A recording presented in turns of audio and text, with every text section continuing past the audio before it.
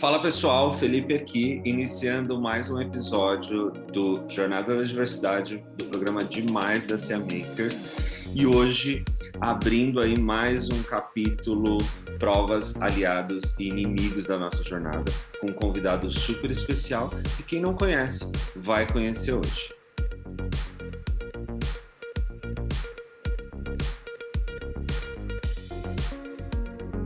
Seja muito bem-vindo, Marcos Lima. Olá, Felipe. Olá a todos. É um prazer estar aqui e falar com gente que está pensando na diversidade e é muito bom falar também com quem não está pensando na diversidade, mas a partir de hoje vai começar a pensar. Marcos, e para a gente começar, qual que é a forma de eu me apresentar corretamente para um cego? Olha, você pode fazer sua audiodescrição. Não precisa entrar em super detalhes, mas acho que é importante para a gente saber mais ou menos com quem a gente está falando, né?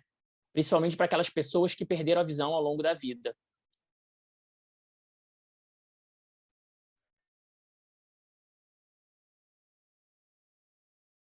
Positivo. Então, eu sou 73, estou vestindo uma roupa de arco-íris.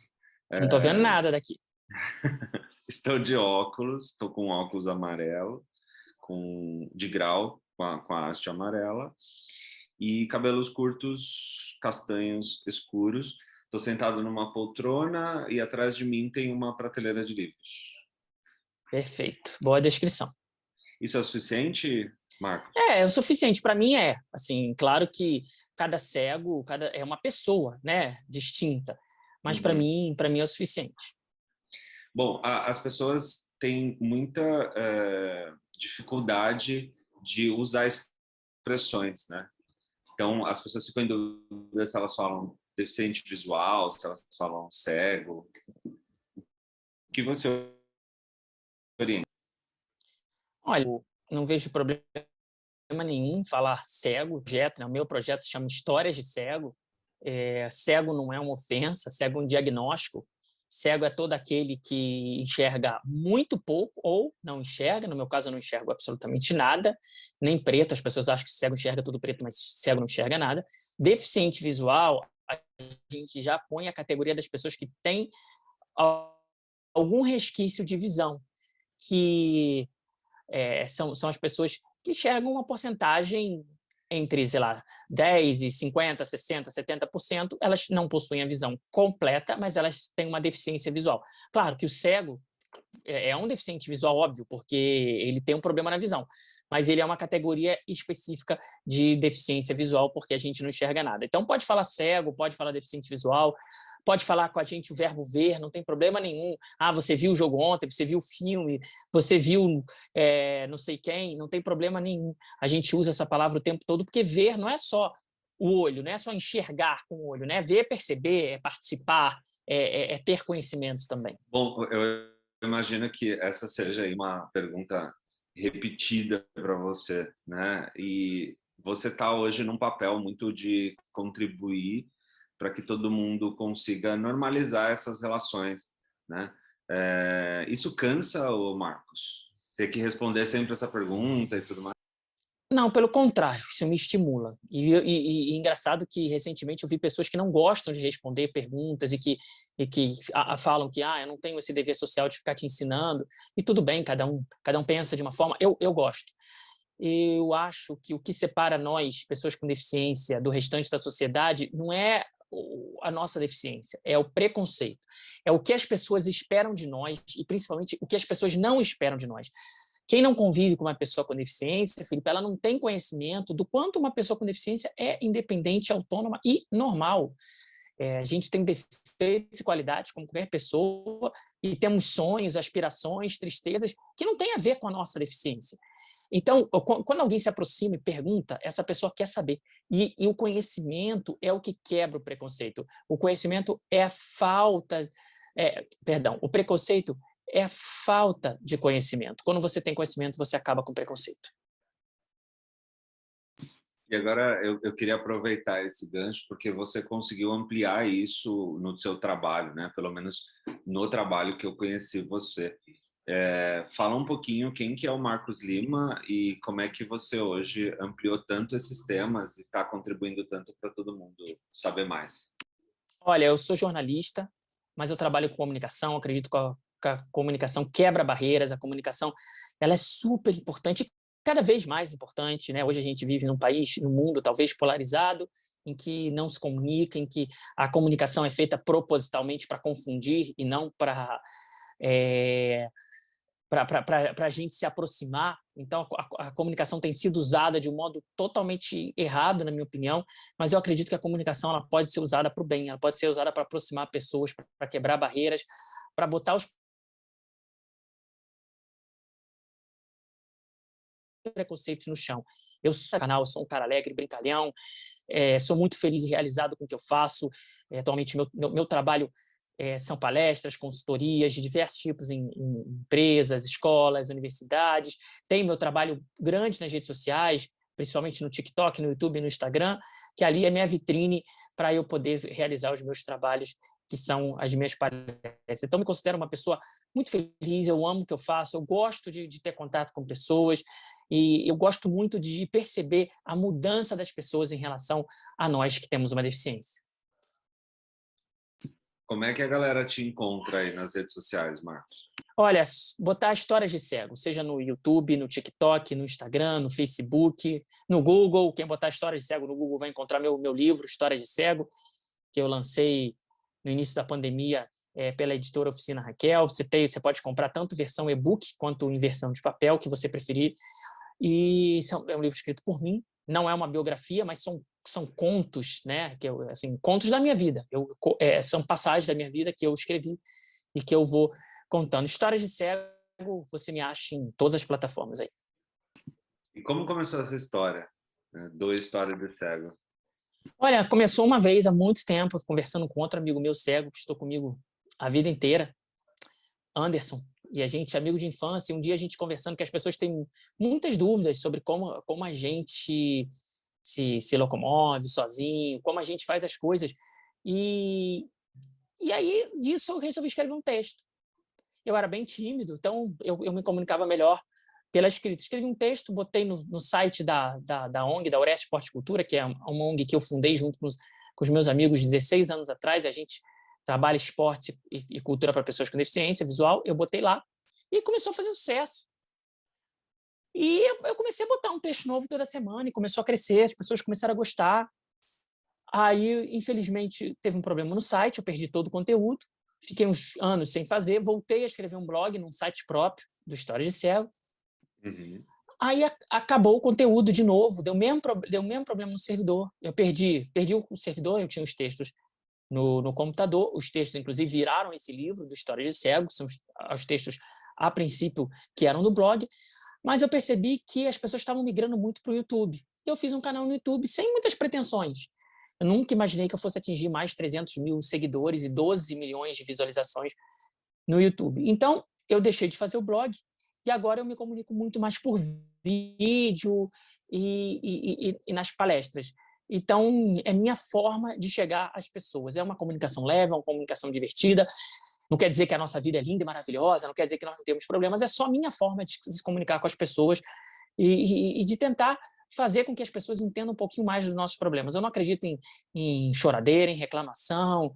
As pessoas não têm culpa da nossa deficiência, então não adianta a gente jogar uma carga sobre as pessoas, que cada um já tem seus próprios problemas. Então eu procuro me comunicar de uma forma leve e eu acredito que essa é uma boa forma de chegar ao coração das pessoas. E, Marcos, é correto a gente dizer que a deficiência ela é de nascença ou adquirida? É, correto. De nascença, quem já nasce com a deficiência, adquirida, quem adquire ao longo da vida. No meu caso, ela foi de nascença. Eu nasci com glaucoma congênito, eu enxergava um pouquinho, bem pouco, mas eu fui perdendo a visão, fiz 16 cirurgias, fora os exames sob sedação e tudo mais, para tentar controlar o glaucoma, e eu preservei minha visão um pouquinho até 6 anos de idade, e desde então eu sou completamente cego. E quais foram os maiores obstáculos para você em relação a lidar com a sua deficiência? Olha, é difícil porque eu lido com a minha deficiência desde que eu me entendo por gente. Então, para uma pessoa que perdeu a visão durante a vida, ela tem muito mais obstáculos técnicos, porque ela pode comparar a vida dela antes de ter deficiência e depois de ter deficiência. Mas as maiores dificuldades, Felipe, são sempre o preconceito e a falta de acessibilidade. Não é a minha deficiência em si, é o que as pessoas acham de mim, o que as pessoas não acham de mim, principalmente quando a gente está falando de mercado de trabalho, e as barreiras de acessibilidade nas ruas, na internet, nos meios de comunicação. Essas são as principais dificuldades de toda pessoa com deficiência visual, com certeza.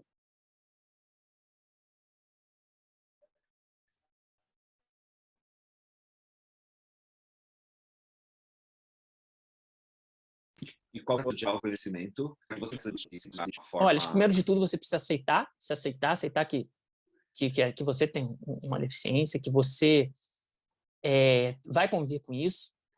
Minha família sempre me ajudou muito.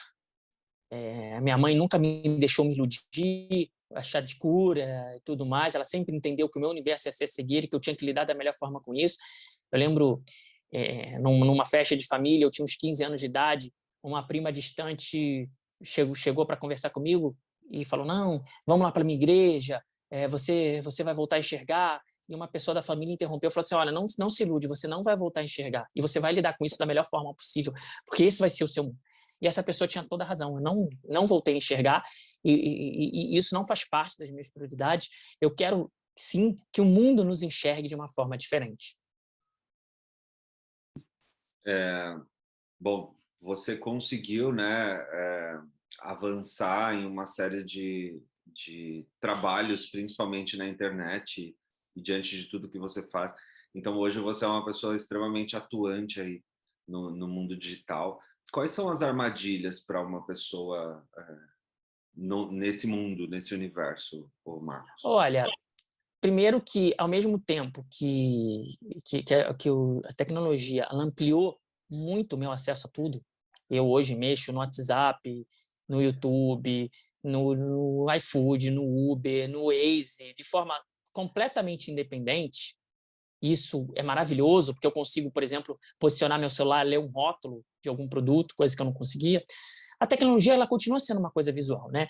Então, primeiro de tudo, se você é cego, você está produzindo conteúdo, você vai precisar da ajuda de alguém, porque é muito mais difícil você se filmar sozinho. Pô, eu fiz um vídeo inteiro de eu cozinhando para mostrar para a galera como é que eu cozinho, e depois eu percebi que o vídeo saiu com a câmera de trás do celular. Então, ele ficou filmando a reação do adoçante, ele não filmou nada que eu estava fazendo.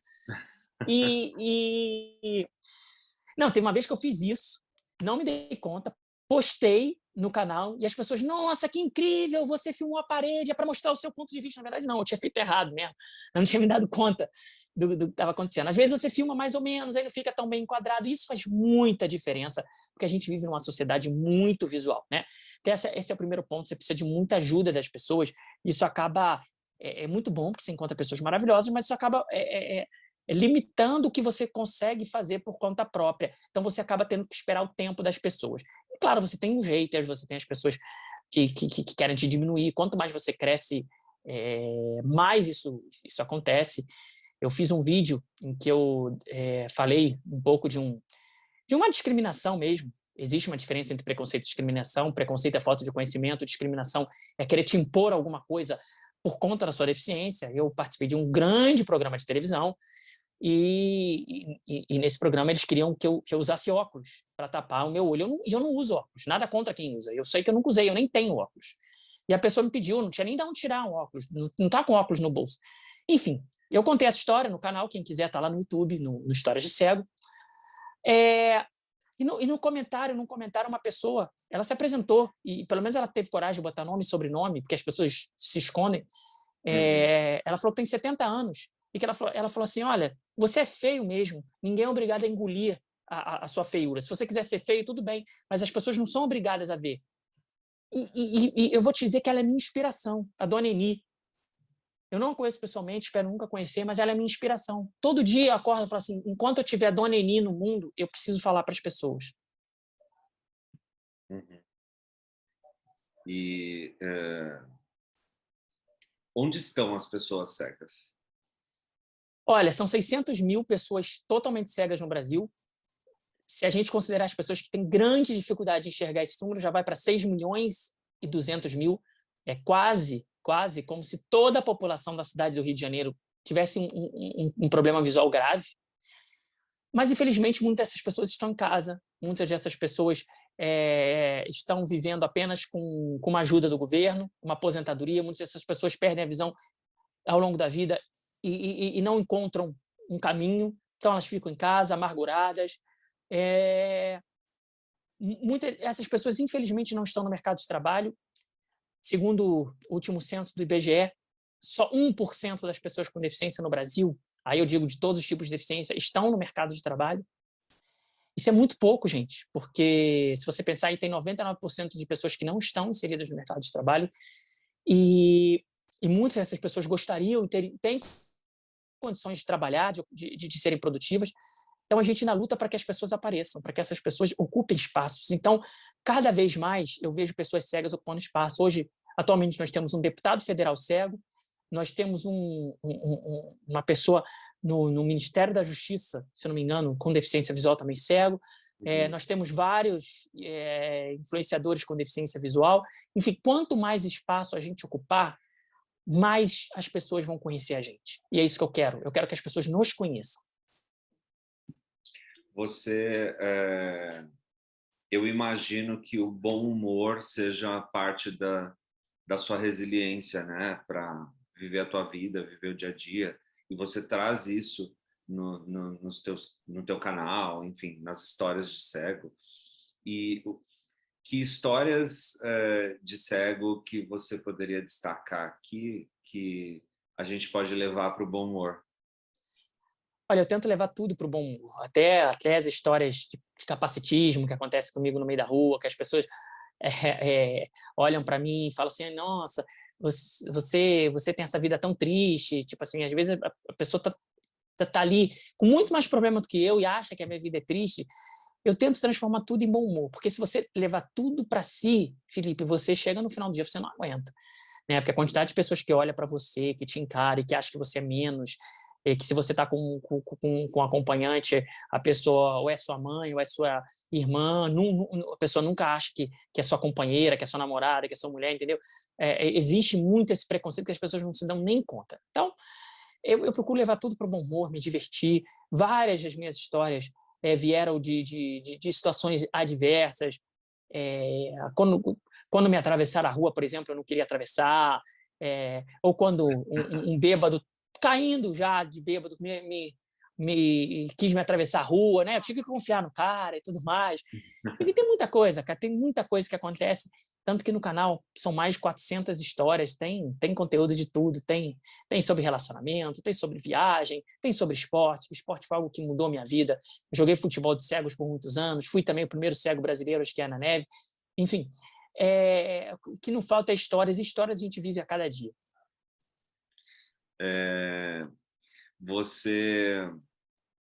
Você claramente tem uma grande contribuição hoje para a pauta de diversidade, né, no mercado de trabalho. Na sua análise, quais são os principais desafios dessa pauta, São Marcos? todas. O mercado de trabalho é muito complicado. Eu diria que é o segundo ramo em que a pessoa com deficiência visual, e eu vou falar especificamente da deficiência visual, que ela mais enfrenta dificuldades. Eu acho que mais dificuldades só no ramo afetivo amoroso, porque pelo menos no mercado existe a lei de cotas. Ainda existe, né?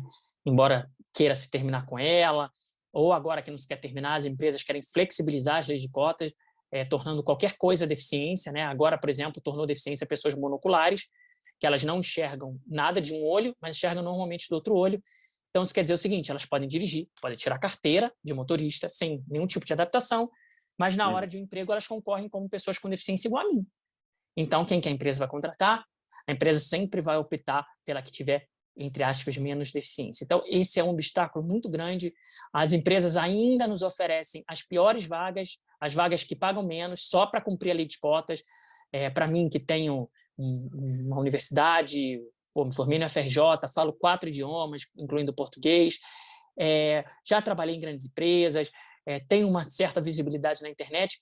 Para mim, na época que eu estava procurando emprego, era desesperador, porque me ofereciam vagas de nível 2º grau, só porque eu tinha uma pessoa com deficiência no currículo. A pessoa não lia além do pessoa com deficiência. Então, esse é o maior obstáculo. Teve uma pesquisa da Cato, uns anos atrás, mostrando que 67% dos gestores de recursos humanos são contra contratarem pessoas com deficiência. Isso quer dizer, Felipe, todo mundo que está nos assistindo, se eu, com o meu currículo, sentar numa mesa, de cada 10 pessoas que eu conversarem, 7 não vão querer me contratar simplesmente por eu ter uma deficiência.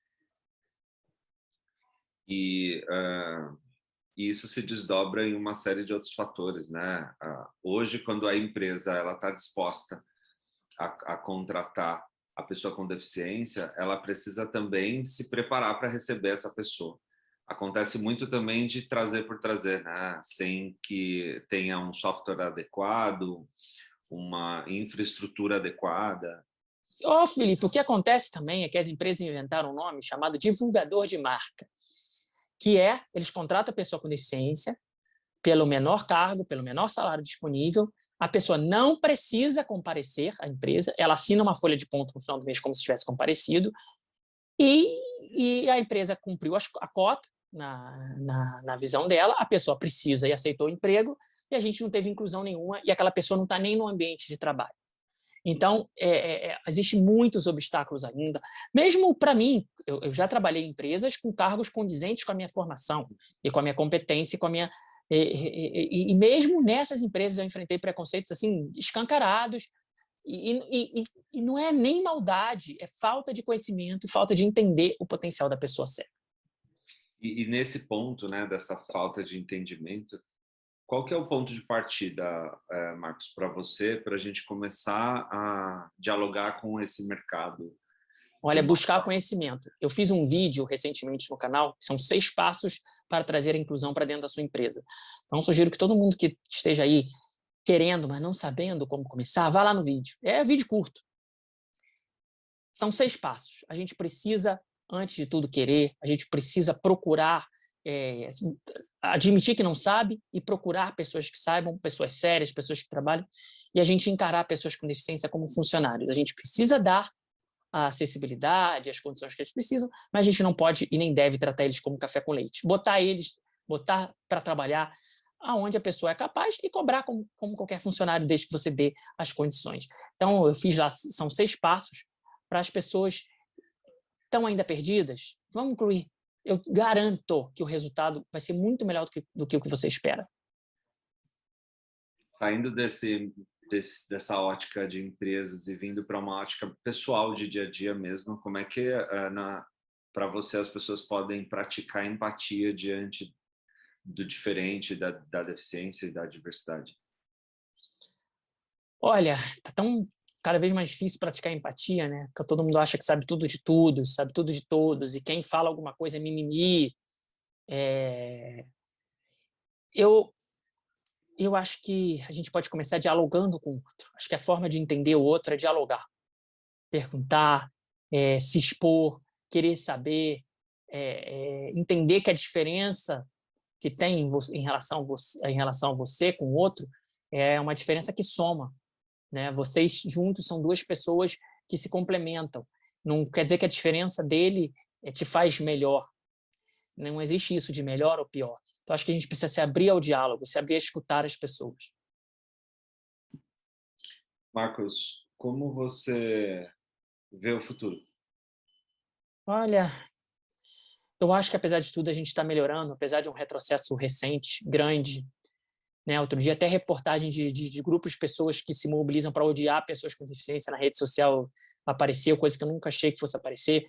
A gente está vendo uma sociedade que abriu espaço para as pessoas dizerem as maiores besteiras do mundo, como se fosse opinião. Mas, apesar desse retrocesso recente, eu acho que a médio prazo a gente está evoluindo. A internet, ela trouxe muita coisa boa. Eu só estou aqui conversando com você por conta da internet. A gente não se conhece, a gente está gravando à distância. Meu trabalho é todo muito pela internet. A minha vitrine são as redes sociais. Então, eu acho que tem muita gente boa falando. E quanto mais a gente falar, menos preconceito vai existir. Bom, acho que existe muita convergência da forma com que a gente daqui também vê o futuro. Nós somos uma escola, a gente acredita que a educação é a única forma da gente promover mudanças e transformar. Exatamente. E que as pessoas precisam experimentar a liberdade, né? E ser serem quem elas são e deixar com que isso flua e que a gente ocupe qualquer espaço, porque os espaços são direitos nossos por existir. Exatamente.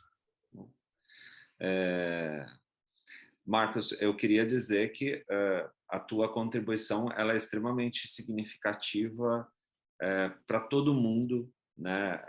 Ter o espaço para aprender e para dialogar e conviver é muito valioso para quem quer, de fato, mudar, aprender e fazer diferente. Então, em nome de toda a CA Makers, do Programa Demais, da Jornada de Diversidade, eu quero te agradecer muito. Queria que você deixasse uma mensagem para a nossa galera e para a galera que virá e para a nossa galera que vai seguir você a partir de agora. Deixa uma mensagem aí para a galera. Olha, engraçado que tem muita gente que deixa nos comentários, né? Assim, mano, por que você não faz isso para voltar a enxergar? Porque a religião tal vai te ajudar, o pastor tal, não sei o que tal, o santo tal. E eu entendo que as pessoas achem que a cegueira é o fim do mundo, que a minha vida é pensar em voltar a enxergar, mas não é.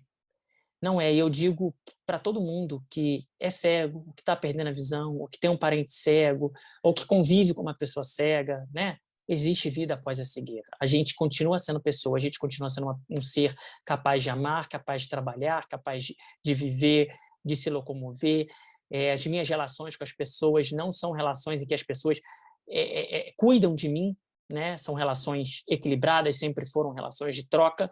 Então, o que eu queria passar para as pessoas é isso. Não julguem a deficiência pela deficiência. Eu só não enxergo, mas eu faço um monte de coisas, e algumas que nem você faz.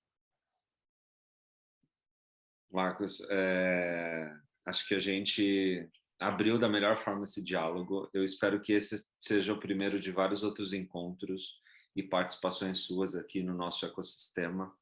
Em nome de todas as Makers, te agradeço muito por ser tão receptivo, por ser tão carinhoso e tão aberto aí para dialogar com todo mundo. Muito obrigado. Bom, pessoal, eu vou dar a palavra aqui para o Marcos se despedir também, e eu já me despeço, e o nosso intuito aqui em abrir esses diálogos é mostrar que todo mundo pode ser demais. Certo, Marcos? Exatamente, acho que nós temos espaço para todos. Meu projeto é o Histórias de Cego, conheçam no YouTube, no TikTok, no Instagram, meu livro Histórias de Cego, todos os programas, podcasts que eu já participei, é sempre uma forma de você falar com as pessoas. Eu também tenho um projeto chamado de Cego para Cego, em que eu converso diretamente com pessoas cegas, pessoas que estão perdendo a visão ou que possuem familiares ou conhecidos nessas condições. É um projeto gratuito, é uma conversa individual.